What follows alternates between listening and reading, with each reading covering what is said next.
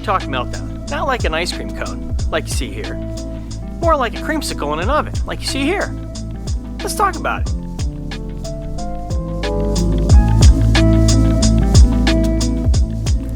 Oh, the holidays seem so far away, but meltdowns are lingering. We had Southwest, which, hey, was an information technology problem.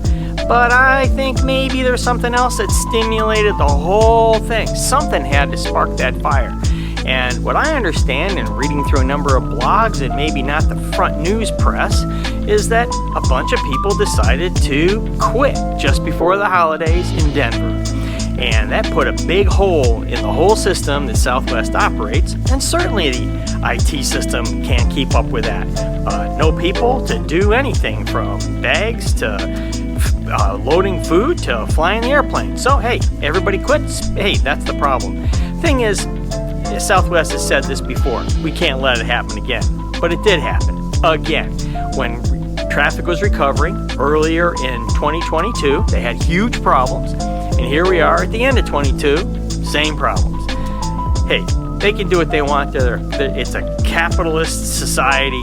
If they aren't any good, we shouldn't fly them. But what it should say is that with reauthorization coming up this year, is that, hey, if they can't provide the service, we get our money back right away, just like everybody else. A whole bunch of consumer protections maybe come to play here when we get treated like that, when we really expect them to provide a very legitimate service. And the Secretary is going to take that on. Thank you, Mr. Secretary, for taking on Southwest. However, gotta be careful when you throw rocks in glass houses. So then the FAA has its own meltdown. Oh my gosh, how do you let that stuff happen? Hey, and this one doesn't make any sense. First of all, NOTAMs are listed as essential. They're not vital to the survival of air traffic. You can get that through a radio, but there's a primary system and there's a backup system. And so why do both systems go? Why can't one system work and the other system get reset? Why does the whole thing have to get shut down? Hey, so many questions. I get it. A bad file was loaded.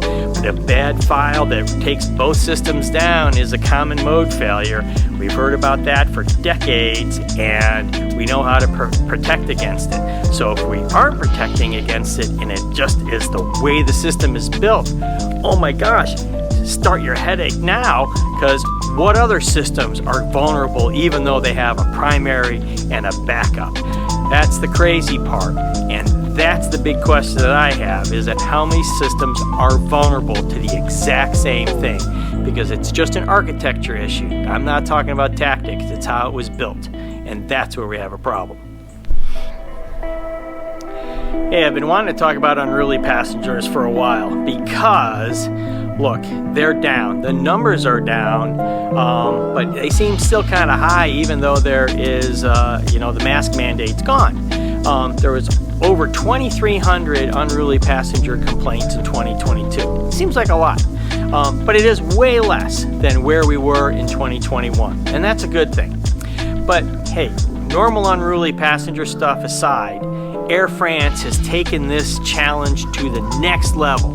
On a flight to Paris, the two pilots got in an altercation. Actually, fisticuffs. Fisticuffs, can you believe it? It caused such a ruckus, the flight attendants had to intervene and separate the pilots. Now, here's a question that I have. How did they get through the impenetrable door to actually separate the pilots? Okay, now if we can answer that question, we'd probably be able to figure out a lot of other things. But anyway, pilots had to be separated. I don't know if they drew straws or flipped a coin.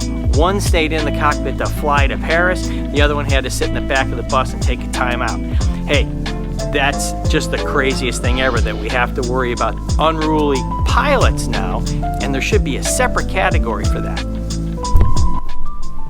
And since we should be worried about the impenetrable door that had to be released or opened in order to separate the pilots, now we understand why the FAA has put out a rulemaking for a double door.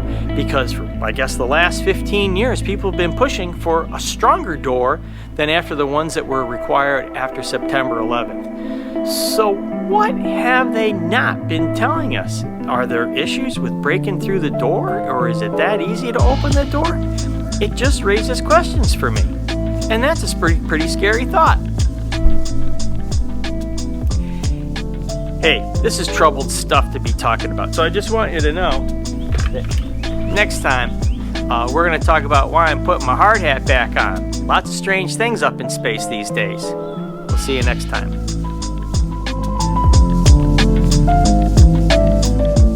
Don't forget to like and subscribe. Those buttons are all around your screen right now.